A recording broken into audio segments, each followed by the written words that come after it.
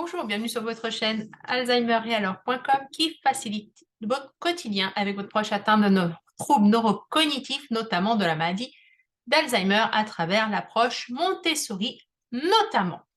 Alors, la semaine dernière, on a parlé du tarif dépendance. Donc, je vous ferai un petit screen à la fin de cette vidéo afin de vous y reporter.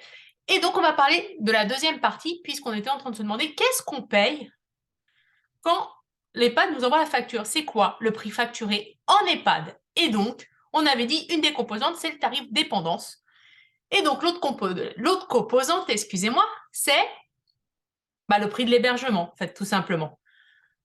Donc, voilà comment c'est calculé. Donc, le prix d'hébergement, c'est le prix par jour, par personne, par le nombre de jours de présence dans l'établissement.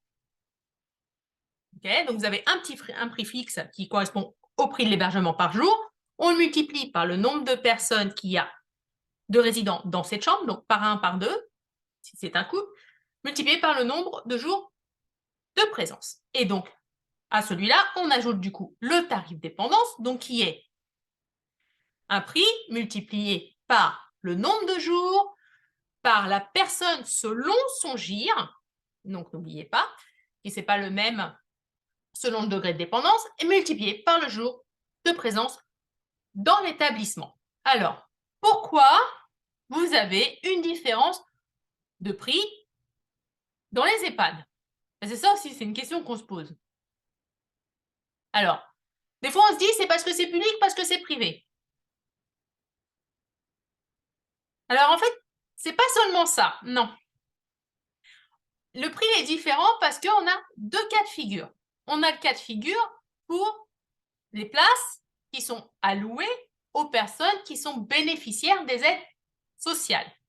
Donc j'entends par là l'APA, l'APL ou encore la SH, qu'on connaît moins, qui est l'aide sociale à l'hébergement pour les personnes qui ont très peu de ressources.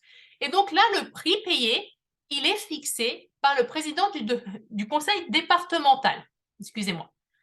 Donc ça, c'est le premier cas de figure. Le deuxième cas de figure, vous en doutez bien, excusez-moi, c'est pour les personnes qui ne sont pas bénéficiaires des aides sociales. Et donc là, le prix, il est fixé par le gestionnaire de l'EHPAD. Donc là, en fait, la différence, elle est là.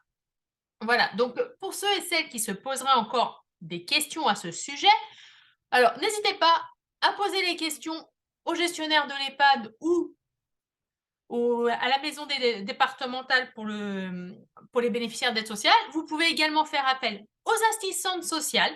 Elles comprennent très bien ces choses-là.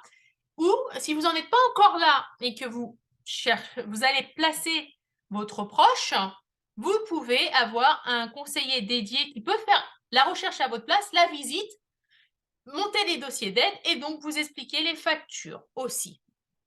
Alors, si vous cherchez ces personnes-là et que vous ne savez pas où les trouver, vous pouvez m'envoyer un petit mail ou un texto, je serai ravie de vous donner les différentes coordonnées. Également, si c'est aussi un placement en urgence. Alors, n'hésitez pas à liker, disliker, partager, commenter cette vidéo et on se voit dans une semaine.